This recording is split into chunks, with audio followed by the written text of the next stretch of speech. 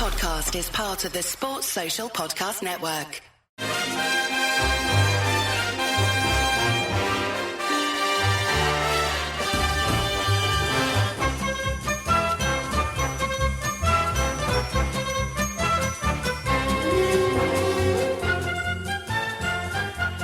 Hello everyone and welcome to How Are You, the podcast. It's Gav and you're joining us back for a little news update in the aftermath of Régis Le Bris' press conference ahead of the Coventry game. Thought we'd reconvene, have a little chat about all the latest goings on away from the other pods we've done this week, which we maybe haven't been able to delve into some of the other bits and pieces. So we are back. Johnny's with us again. Hello, mate.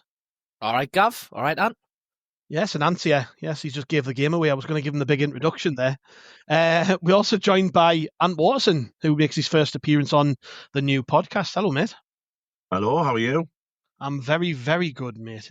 It's a nice day. Yeah. So yes, Régis Le Bris had his pre-Coventry press conference this afternoon, and well, he didn't really give away a great deal, although there was some really interesting stuff there around the playoffs and the way we're preparing after the international break and stuff.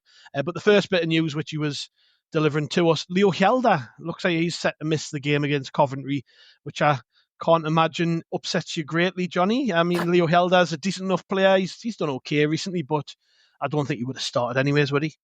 No, and I think after how much we improved when Certain came on and he went off the other day, I think the writing was on the wall for him anyway in terms of actually getting on the pitch. So I don't see it being a massive problem. No, he's right, isn't he? Really, and Hjelde probably wouldn't have started this game anyways. But at the same time, we've been rotating a canny bit recently. I mean, he might have played, but I doubt it severely. And it was actually nice to hear that was the only real issue we've got at the minute, other than the long-standing issue with Lafay and Ballard. Yeah, and obviously, I mean, a couple of knocks were taken on Tuesday, but obviously with Chris Rigg, he took another knock with his ankle, didn't he, quite late on? He looked to be struggling. He was limping off at the end of the game. And I think he went straight down the tunnel as well, so I was a little bit worried about him. And obviously we've got, a few lads with, the muscle injuries, like, my end has had a muscle injury, hasn't he, and Wilson and stuff like that. So it's good to have a clean bill of health bar, the long-termers. But I'm a little bit gutted for Hjelde because I think he's done all right when he came in. But now that we've got a fully fit Dennis Circling back, he wasn't gonna start on Saturday. But Hjelde's done okay this season, to be fair to him. Yeah, he also talked a bit about the international break, and he was actually specifically asked about the chance to refresh, and he sort of agreed. I think we're kind of looking at this period after the international break. That's the real run-up sort of to the end of the season and the playoffs. And we've talked about it a canny bit, Johnny, on the pods this week about how really this is now a period of preparation. I think it was Chris who said it's almost like a mini pre-season, which it sort of is really. It's you're kind of building the squad ready for a big push right at the back end of the season. And well, obviously it means that we've got to manage the minutes of players and stuff. And he was asked a little bit about that. But what do you think about the way we're approaching this period? Because it is really important, obviously. But and I made this point the other day on the pod. But how often does a team get this opportunity? Like we're pretty much nailed on to be in the playoffs. It would take a complete disaster from this point, and one or two other teams going on like title winning form for us to not be in there. So we're going to be in there. It's mental, but it's also a really good opportunity, isn't it, to build? The way that Le Bris is doing cut that. the way that nothing gets cut anymore, by the way. Staying in. Enjoy that one, listeners. No, but the way that Le Bris is going about it is the way that I'd go about it if I was in his shoes, I think.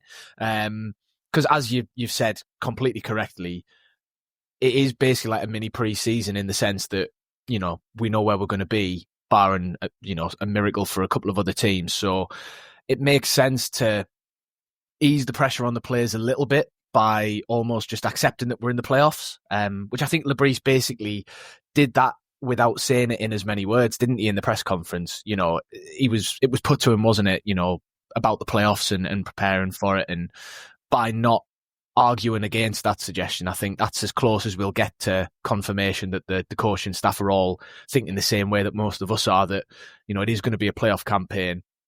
So yeah, I think in terms of how we want to utilise the time between now and then, it has to be, doesn't it, preparing the team. you can afford to shift the mindset from have to take 3 points by whatever means necessary to have to get the team ready. And okay, you know, we may drop a point or two between now and then. I mean, we almost certainly will. But in the long run, if it makes us a better team in the playoffs and gives us a better chance of getting into the Premier League come the end of the season, then you'd have to say that's a much better use of time than sort of scrapping around and worrying about a point or two here and there in the odd game between now and the end of the season. So, yeah, I think it's a very good thing. I see it as a positive that the club seem to have accepted that internally and kind of refocused. Yeah, he was asked about Mayenda specifically, Anthony. He actually dodged the question in a roundabout way. He didn't want to get into specifics on players because he was asked, like, how did Eliza Mayenda take being brought off? Because I think it was Gary Bennett on Total Sport had mentioned that Mayenda maybe didn't look the best pleased that he was coming off. But this is something that we talked to Nick Barnes about this week on the pod when he was saying that Le Bris had some really, really tough conversations with these players this week and in recent weeks. Ones who would, you know, ordinarily play if we were really pushed. He's been dropping players like Isidore. Mayenda's obviously had to wait his turn. Obviously, Dennis Serkins came out of the team a little bit. Mundell's had to sort of come in and out a little bit the last couple of games. So he's had some really tough conversations to have with these players, but it's the right approach, isn't it, to do it this way? And, you know, providing that he gives very clear answers back to the players on why we're doing it and everyone's bought into why we're doing it, then I don't think there's much arguing with the approach, really. Yeah, and to be honest, the more and more I think about the Mayenda substitution on Tuesday, it was something that they'd actually thought about before the game to give him, you know, a little bit of a rest because judging on performance-wise, you would have probably thought Isidore would have been the one to go out because, you know, I thought Isidore was poor on Tuesday, whereas I thought Mayenda was excellent. I think it was just one of them ones I thought straight away, you can only do 60 minutes, you might be carrying a knock or whatever. And you've got to remember with players like that, you know, Mayenda's only a kid, he's only young, and, you know, they're going to have, you know, the muscles are still developing, everything like that. You know, I think they've done really well. You know, on the flip side of that, look what Chris Rigg did when he came on, looked very, very composed, looked calm, moved the ball quickly, like what he's been doing at the start of the season. So the rest seems to have done him well. And I think that's going to have to be the same for Mayenda. You know, he's not going to be able to play every 90 minutes from now until the end of the season. Yes, I was good to see him go off on Tuesday. I thought he was playing really, really well, but that's more so on him for how good he's been. So, yeah, I'm not going to argue anything with what Le Bris does regarding subs, tactics, this, that, and the other. You know, he's a football manager. It's not even a works man. I'm going to clue, you know what I mean? I could have my opinion, but I'm fairly confident this would be the right one. And fair play to him, you know, for having, to be honest, for having the guts to do that, because it could have been easy to take Isidore off. What would have happened there if Mayenda picked up an injury or a muscle injury? Then, you know, the shoes on the other foot then saying, well, you should have took them off. So you kind of win at some point.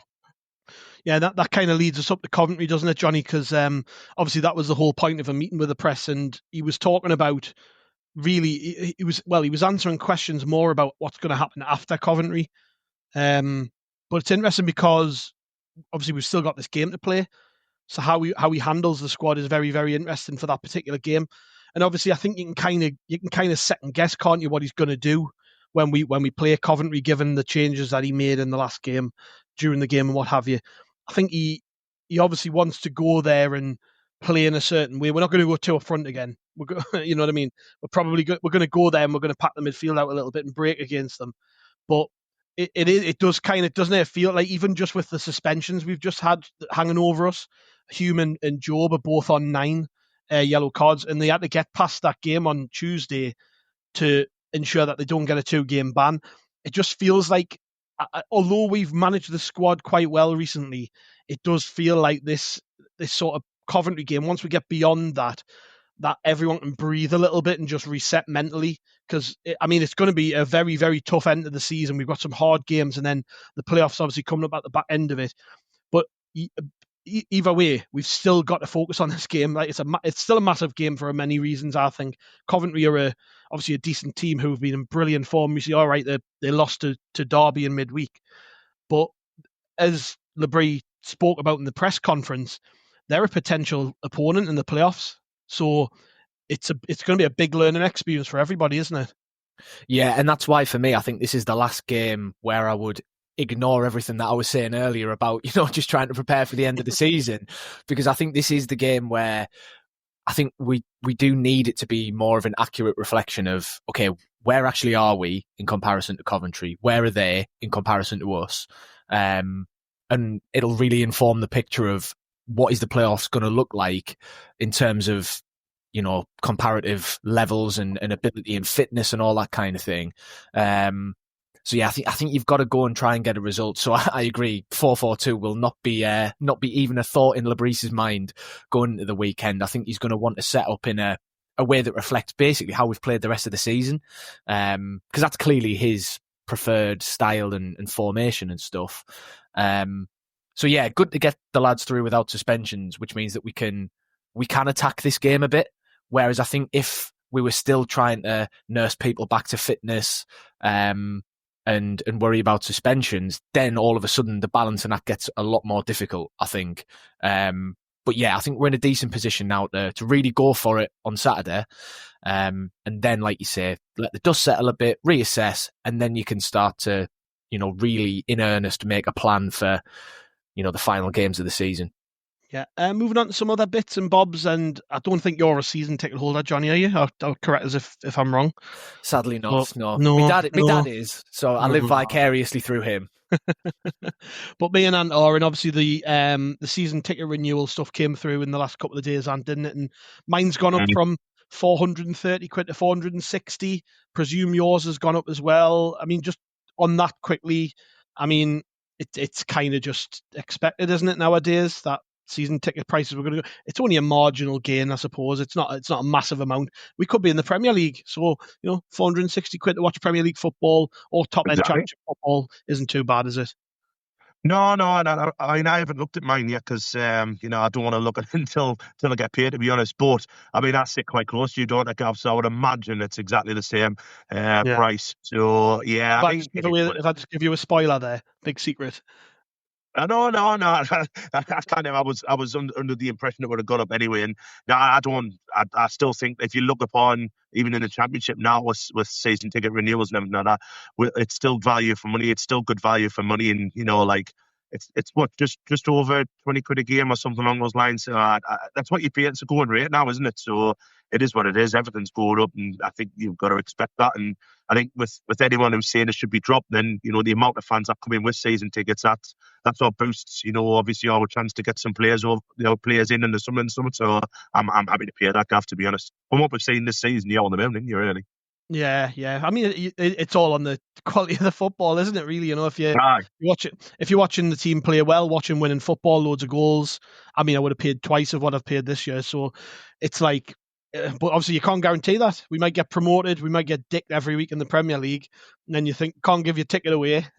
Speaking of which, was a bit of controversy, wasn't there, in the statement, because the club, and I'll read this word for word so I don't get it wrong, but the club included this in the package where they said, following a significant number of junior tickets not being redeemed during the 2024-25 and previous seasons, fans must now use or forward their ticket for at least 70% of fixtures to be entitled to future loyalty pricing and risk having their season ticket cancelled if persistently not attending games. Now, that's caused a bit of bother because it's a bit ambiguous. Is that only applying to juniors or is that to everybody? If it is to everybody, then you're going to have a lot of fans, exiles, Johnny, like yourself, who've got season tickets, who can't make midweek games, can't make all the early kickoffs at Skyforce on us. If it is kids, then I guess the same sort of rule applies. You know, if you've got a 5 or 6 year old, you don't really want them at the stadium light at 10 o'clock at night on a Tuesday. So a lot of people might swerve those games. And what they're effectively saying to people is, well, if you don't use it, you might lose it. So, I mean, it's caused a bit of bother. Red and White Army have came out and gave a brief statement on it, saying they're gonna bring this up with the club. What's your thoughts on that sort of statement and what they're asking of people? I mean, they are giving people an option, you know, forward your ticket on, or I presume there's going to be some sort of reselling thing come up where people can sell the tickets on. I don't know, but I don't know about you, Johnny, and me as a season ticket holder. Like some of my mates who can't make it, we can't even give the tickets away sometimes because it's just difficult. Everyone I know has a season ticket, so yeah, your thoughts on that? Well, you brought up the thing that I was going to say, which is it's all well and good saying you've got to forward your ticket on, but if the club isn't going to either provide or assist with some sort of platform for people to actually do that properly, beyond asking your mates and other relatives or whatever, does anyone fancy going to the game? Do you want me ticket? Then it feels a bit harsh, I think. Because as you say, particularly if like all your mates are Sunderland fans, there might just be nobody available that you can give the ticket to. And I think as well, like I think back to when I had a season ticket, because I had a season ticket for 10 years or so when I was younger and living at home. But if I had Sunday League games on the weekend and then we had Sunderland games that would clash with that. Now usually I used to miss Sunday League and go at the stage of my life, like, so not necessarily affect me, but there'd be plenty where they might be deciding like, actually I want to go and still play me Sunday League football, we want the kid to be there as much as possible and stuff. Then I think it starts getting a bit murky as well, because you're basically punishing people for having other commitments, which it all just, I think the thing is it feels a little bit amateurish in the sense that it's just being dropped on people. Doesn't seem like there's been any consultation or anything like that. Because I don't disagree with the spirit of it, which is that, even if you've bought the season ticket, we all want to see the ground full. We want to see the seats filled. So if there's something to facilitate that, then great. But if it gets to the point where you basically start punishing people and taking tickets off them that they've paid for because they've got other things going on, or that's not even to touch on like illnesses, issues in the family, whatever it might be. I think I don't expect them to roll back on it, but I would expect some more clarity in the coming weeks and months, particularly after Red and White Army kind of press them on it a bit and stuff. So I wouldn't be too ready to sharpen my pitchfork just yet, but I'd have an eye on it in a bit of concern. Yeah, it's one of them, I think, where I can kind of half understand it, but the problem, Ant, which I think Johnny's just touched on, is that I don't think fans have got faith in the ticketing platforms the club currently have. If there was, maybe they're about to announce something, we don't know. But certainly my experience of using Ticketmaster, of using the ticket office in recent years hasn't been great, and I'm quite, I'm quite lucky in a way. I know people who can help us out there. At the club who can. Yeah. I've ever got ticket inquiries. Chris Waters, I can get in touch with them, things like that, where a lot of people don't have that facility. So that's the thing, isn't it? Is that if this is gonna be foisted upon fans, anything to do with ticketing, really, as long as there's something in place which enables people to be able to just do these things seamlessly, then great, it works. But I don't personally believe they've earned the trust of the fans to be able to turn around and say this is going to work. By the way, like, when Steve Davison was in charge at the club, there were an awful lot of these initiatives to do with e-ticketing and stuff going in wholly digital, which just, they weren't well communicated. People weren't trained out on it. So I'm interested to see. I mean, we could be blowing this all out of proportion, and this could just apply to a certain amount of fans, young fans perhaps, and what the club are saying to people is just sell your ticket on. But I don't know about you, and I don't really trust what they've got there. Yeah, I totally agree. I think, you and Johnny brought up some like really, really good points. I mean, I can kind of relate to it because like I go to the women's games as well, and I take my nephew who's like 10, but he doesn't go to the lads' games. He only wants to go to the women's games because he plays football on a Saturday. But when I've tried to get him a ticket, bear in mind I've got like a last season ticket as well, so I don't need to get one. But when I'm trying to order one, it always comes back to you can't, because he's not of a certain, as I'm buying the wrong ticket for an under, like, because he's like a 10, 11. So I can't buy a ticket for a junior because I'm not a junior. So it's having to register him every week and all that. And I just end up buying them on the day, Gav. It's exactly the same price. It doesn't make sense, to be honest. And I think, to be honest, if the stadium was full to the rafters every week with 48,000 fans, and there's a little bit like what goes on in the Premier League, there's a bit of a waiting list that you got to go on, I think it's a really good idea. The problem is, in a minute, even though attendances are getting better, we're still not selling out every week, are we? You know what I mean? So I think it's just it's a kind of, if it's not broken, don't fix it rule a little bit. And especially for classes to juniors, and you mentioned it before, which junior's going to take which adult's going to take his 5-year-old son or whatever to a game that finishes at 10 o'clock and the lad's got school the next day? It's not going to happen. And especially now with what Sky's brought out with Sky Plus, it is very easy to go, you know what, it's freezing cold outside, it's pissing down with rain, I'm going to watch it on telly. It doesn't make you a bad fan doing that, you know what I mean? It's just, it is what it is, especially if you've got a band or something that likes to go. Plus the 12 o'clock kickoffs. I mean, I work every second weekend. Luckily enough, this season, Our home games are falling on the weeks that I'm off. But if I'm at work, I'm lucky enough to have like a cousin who likes to go as well, so I just give her my ticket. But there's going to be people who have got work, work sort of issues and everything like that, and it's just become more harder. I think for them, I think it's a little bit of a problem that we don't need to create at the moment. I don't think they could need it to come out and say anything like that. So yeah, it's a bit silly, to be honest.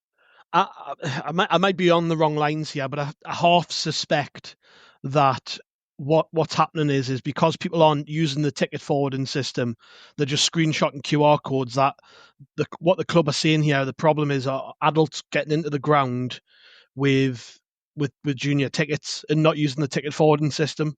Perhaps it's that. I don't know. It might be that. Yeah. I mean, they have made light of this recently, haven't they? The amount of adults who are basically going into the games with kids' tickets. So it might be relating to that. I don't know. But let's see how that sort of falls out. I mean, they have changed the just on the subject of season tickets, they have changed it from I think it's 6 payments now rather than 4, which will help people spread the costs. Yeah. It's went up a little bit, but to spread the costs a little bit easier. Other stuff to touch on very quickly. We were just talking about it before we came on here. Adil Aouchiche's goal for Portsmouth. I only raised this. I mean, we haven't really talked much about any of the players who were away on loan, but I only raised this because, I mean, what a goal. I bet there was a lot of Sunderland fans watching. Wasn't as good as Mundell's, though, was it? Wasn't as good as Mundell's. It wasn't. I mean, we're talking about probably a goal of the season contender with Mundell's, but it's up there, mind. It's up there. Oh, it's a great goal. Yeah. I think. I mean, the angle they've got the camera from behind Aouchiche, it's so straight, Johnny. I mean, what a strike! And I mean, there will be a lot of fans looking at that and saying, "God, we could do him in our team at the minute." But I think it's probably fair to temper that slightly because he hasn't been starting a lot of games for Portsmouth. He's just been coming off the bench and in bits and pieces. So it's not like he's been playing loads and loads, but still. Cracking goal, wasn't it?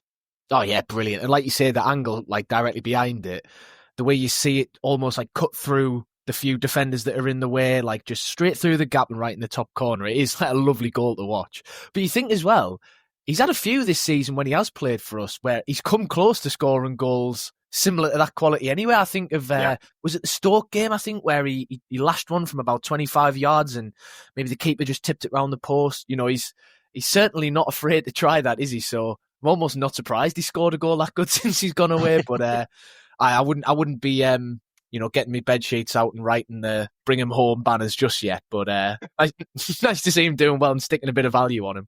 Yeah, what's your thoughts on Aouchiche? Obviously, he went out on loan at a time when he was actually contributing. He just started a bunch of games, and Lefebvre came in. I think that maybe knocked him down the pecking order. But I mean, ultimately, what we want to see is him doing well, right? Because either he comes back here and plays, or we might find him a club and we might make a bit of money off him. So it's not the end of the world that he's maybe grabbing the attention for the right reasons. No, exactly. That's what the loan's for, isn't it? Whether he comes back here and, makes a fist of it here, I personally don't think that'll happen. Just because of, I don't think him and Régis Le Bris particularly get on to he had him before, didn't he? So, but no, I agreed with the loan. I was a little bit surprised he went at that time, but I think the loans worked out well for him. And like I say, it's a great goal. And you look at it, there's going to be scouts in there watching that from, an English league, French league, or whatever. They're going to be thinking, yeah, we might take the chance on him. And good for him as well, because he's a likeable lad. You see him on the videos and stuff that the club put out and stuff, and he always seemed happy. So fair play to him, great goal. I think they unfortunately lost, didn't they? But hopefully he gets a few more goals over there and puts his name in the window. Yeah, and one last one to round off on. Jermain Defoe has said he's ready to step into management. He said Rooney was ready, Lampard was ready, Gerrard was ready. Of course I'm ready.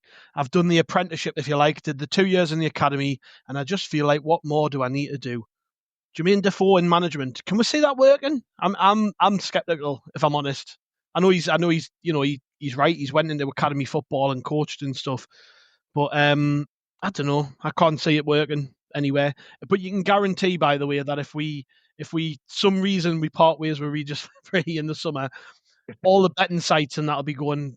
Jermain Defoe wants to, just like they do every single time. Normally it's Dwight York. Actually, Dwight York always seems to pop up on like betting sites and the transfer rumor websites and stuff saying that he wants a Sunderland job. But can anybody see Jermain Defoe working as a manager in the professional game? I don't want to do him down. A lot of good experience there, but skeptical.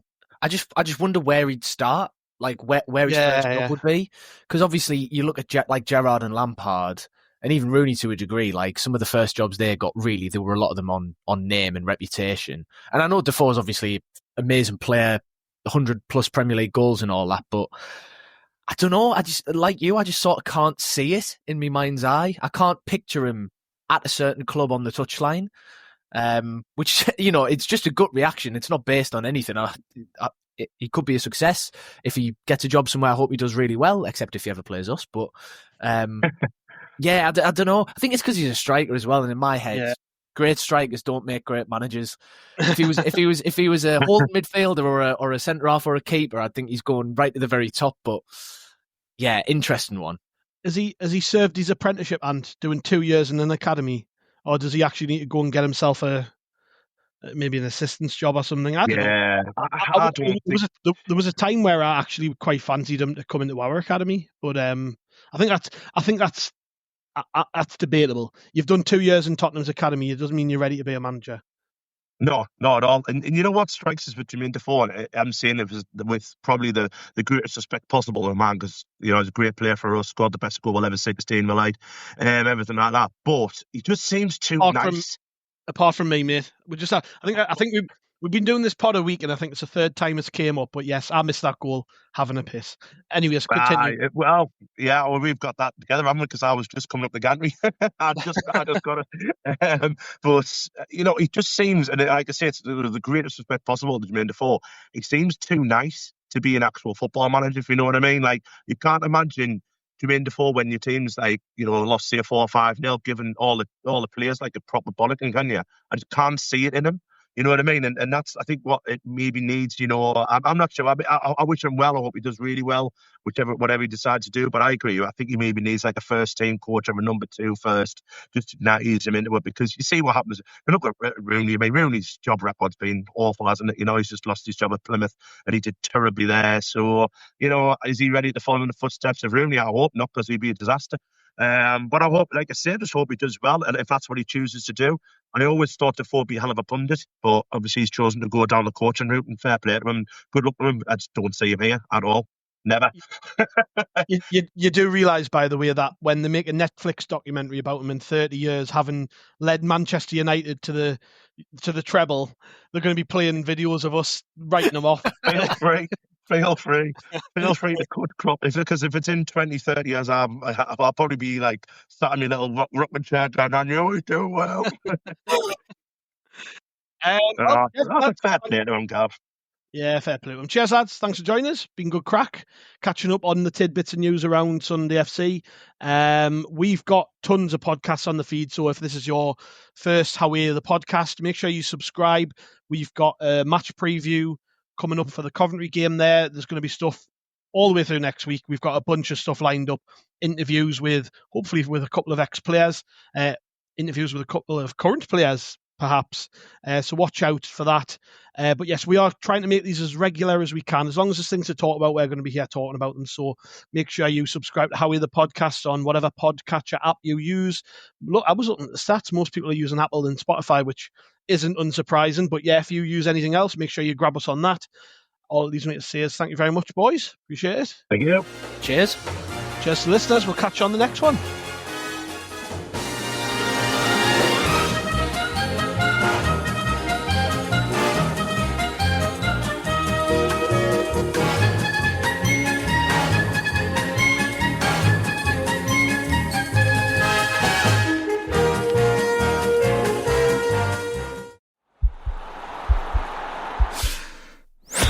This podcast is part of the Sports Social Podcast Network.